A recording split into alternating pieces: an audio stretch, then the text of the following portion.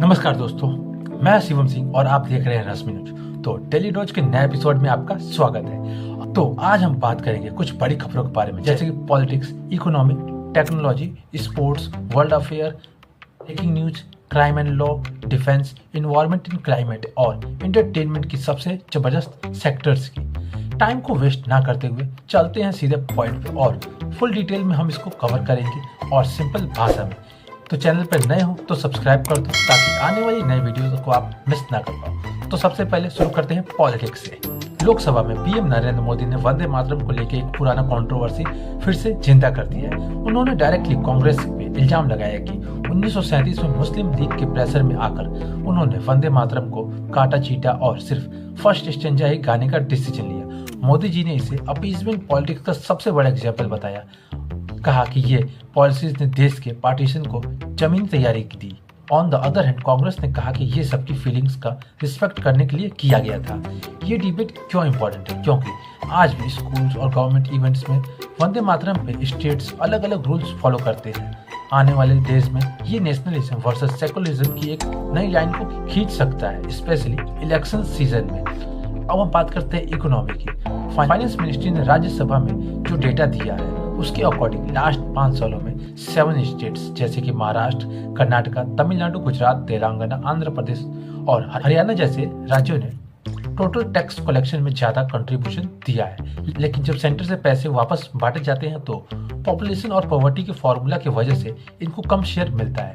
मिसाल के तौर पर उत्तर प्रदेश टोटल टैक्स का सिर्फ 4.6% ही देता है, लेकिन 15.8% शेयर उसको वापस मिलता है।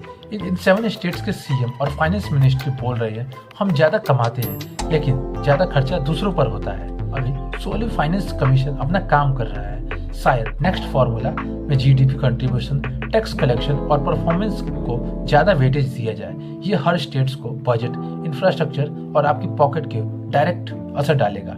सो अब बात करते हैं टेक्नोलॉजी की। इन यूनियन ने एक्स पे डिजिटल सर्विस एक्ट यानी कि डीएसए वायलेट करने के लिए 120 मिलियन यूरो यानी कि अराउंड 1400 करोड़ रुपए का फाइन लगा दिया है। Reason hate speech, fake news और इलीगल कंटेंट को रोकने में फेलियर बताया जा रहा है। मस्क ने भी तुरंत अपना रिप्लाई दिया है। यूरोपियन यूनियन को एबॉलिश कर देना चाहिए और हर कंट्री को अपनी सोवरेनिटी वापस मिलनी चाहिए। ये सिर्फ फाइन की बात नहीं है, free speech versus strict regulation की फुल ऑन वार है। न्यू आईटी रूल के तहत 2023 में कुछ सिमिलर सही किस्सा है। यूरोप, अमेरिका में प्लेटफॉर्म पे और टाइटनेस आई है तो इंडिया में भी एक्स, फेसबुक, यूट्यूब के रूल्स में चेंज हो सकते हैं। यूजर्स को अलर्ट रहना पड़ेगा। अब बात करते हैं स्पोर्ट्स न्यूज की। चेन्नई में चल रहे जूनियर हॉकी वर्ल्ड कप के सेमीफाइनल में इंडिया को जर्मनी ने 5-1 से ब्रूटली हरा दिया है। पहले हाफ में 3-0 से पीछे थे हम। इंडिया डिफेंडिंग चैंपियन था और होस्ट भी, तो एक्सपेक्टेशंस स्काई हाई थी। अब फाइनल जर्मनी वर्सेस स्पेन का ब्लॉकबस्टर होगा। हॉकी इंडिया को सोचना होगा कि सीनियर जूनियर लेवल का गैप कैसे ब्रिज करें। गुड टूर्नामेंट इंडिया में हो रहा है तो ज्यादा से ज्यादा किड्स इसके ऊपर अट्रैक्ट होंगे। फ्यूचर इसका ब्राइट है। बात करते हैं वर्ल्ड अफेयर की।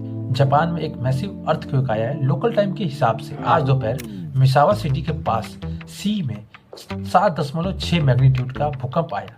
डेप्थ 53 किलोमीटर थी, इसलिए सुनामी का डेंजर बहुत हाई है। जापान मेट्रोलॉजी एजेंसी ने इमीडिएटली सुनामी वार्निंग इशू की।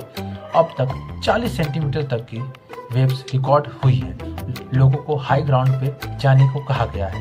जापान क्वेक के लिए फुल्ली प्रिपेयर्ड कंट्री है, फिर भी 2011 टोको की मेमोरीज फ्रेश हो गई हैं। इंडिया के ईस्टर्न कोस्ट और अंडमान निकोबार के लिए ये एक रिमाइंडर है कि हमारे डिजास्टर प्रेप को कॉन्स्टेंटली अपडेट करना होगा। Better safe than sorry.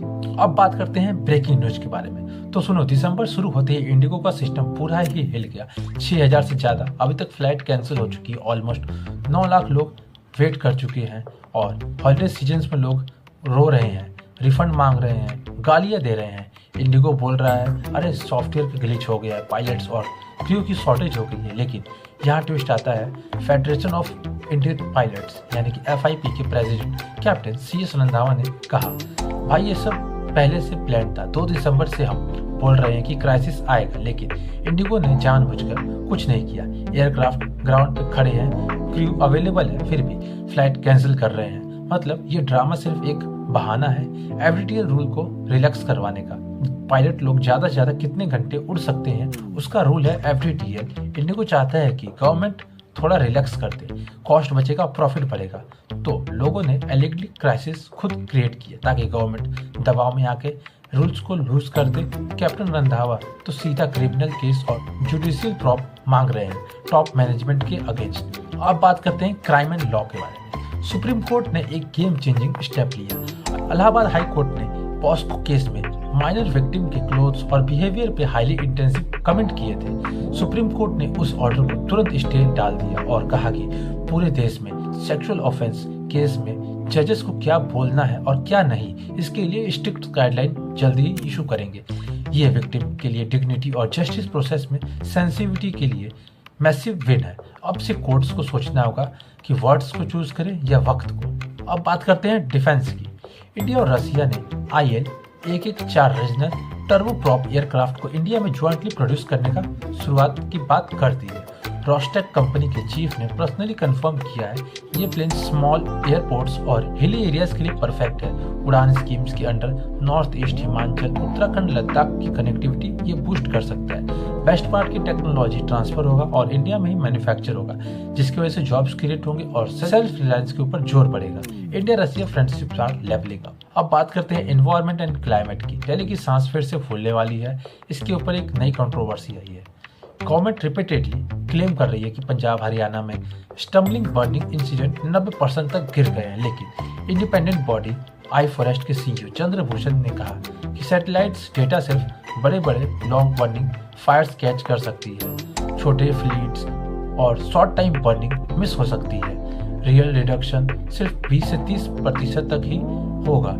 इसका मतलब नवंबर-दिसंबर में दिल्ली NCR में टॉक्सिक एयर आने की फुल चांसेस हो गए हैं। फार्मर्स को अल्टरनेटिव मशीनरी पर फास्ट सब्सिडीज देनी होगी। पॉल्यूशन से लड़ना है तो ग्राउंड लेवल पर काम करना पड़ेगा।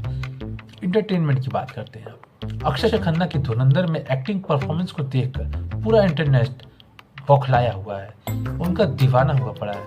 उनके दमदार कैरेक्टर रहमान डकैत को लोगों की तरफ से इतना ज्यादा सराहा जा रहा है कि इंटरनेट पर रील्स की बरसात हो गई है। हीरो से ज्यादा विलन के चर्चे हो रहे हैं। हर जगह सिर्फ और सिर्फ अक्षय खन्ना की ही बातें हो रही हैं। आप लोगों ने धुरंधर मूवी देखी कि नहीं, कमेंट सेक्शन में जरूर बताइएगा। So that's all, we have covered the all topics. कौन सी स्टोरी आपको सबसे ज्यादा अच्छी लगी नीचे कमेंट में जरूर बताओ। अगर वीडियो अच्छा लगा हो तो वीडियो को लाइक करो, चैनल को सब्सक्राइब करो और फैमिली के साथ शेयर करो। कल फिर मिलते हैं नए दिन नए खबर के साथ। तब तक के लिए टेक केयर, स्टे सेफ। जय हिंद, नमस्कार।